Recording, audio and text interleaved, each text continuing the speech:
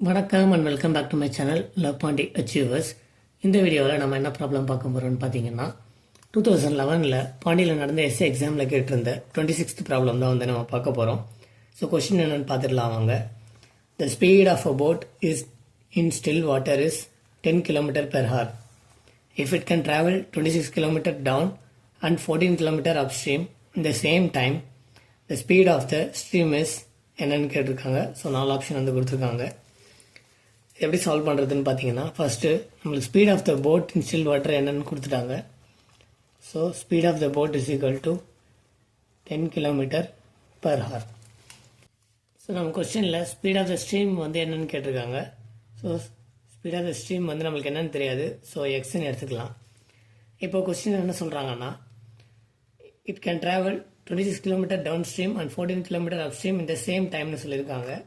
So down ஸ்ட்ரீமோட speed எப்படி எடுத்துக்கலாம்னு பார்த்தீங்கன்னா, speed of the boat plus எக்ஸ்ன்னு எடுத்துக்கலாம். அண்ட் அப் ஸ்ட்ரீமோட ஸ்பீட் எப்படி எடுத்துக்கலாம்னு பார்த்தீங்கன்னா, speed of the boat minus speed of the stream minus எக்ஸ்ன்னு எடுத்துக்கலாம். இப்போ நம்மளுக்கு ஸ்பீடோட ஃபார்முலா என்னன்னு தெரியும். Speed is equal to distance by time. இப்போது நம்மளுக்கு ஸ்பீட் அண்ட் டிஸ்டன்ஸோட வேல்யூ வந்து நம்மக்கிட்ட இருக்குது. டைம் வந்து என்ன சொல்லியிருக்காங்கன்னா, கொஸ்டினில் சேம் டைம் அப்படின்னு வந்து ஹைலைட் பண்ணியிருக்காங்க. ஸோ ரெண்டுத்துக்கும் சேம் டைம் தான் வந்து இருக்க போகுது. ஸோ டைம் வந்து நம்ம இங்கே கொண்டு போயிடலாம். So time is equal to distance by speed. இப்போது இதை வந்து நம்ம டவுன் ஸ்ட்ரீம் டைம் வந்து எடுத்துக்கலாம். டவுன் ஸ்ட்ரீம் டைம் வந்து டிஸ்டன்ஸ் எவ்வளோ ட்ராவல் பண்ணாலும் 26 km ட்ராவல் பண்ணுது. ஸோ 26 டிவைட் பை ஸ்பீடு வந்து 10 + x. So 10 + x. இது வந்து ஈக்குவேஷன் 1. அடுத்து அப்ஸ்ட்ரீம் டைம் வந்து டிஸ்டன்ஸ் எவ்வளோ ட்ராவல் பண்ணுது 14. ஸ்பீடு வந்து 10 - x. So 10 - x. இது வந்து 2. இப்போ சேம் டைம்ன்றதுனால இது ரெண்டுத்தையும் நம்ம ஈக்குவேட் பண்ணலாம்.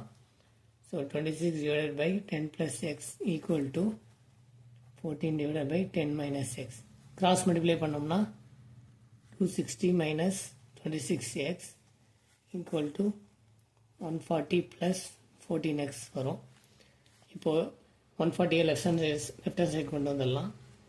-140 ஈக்குவல் டு 14x. இதை RHS கொண்டு போயிடலாம். Plus 26x.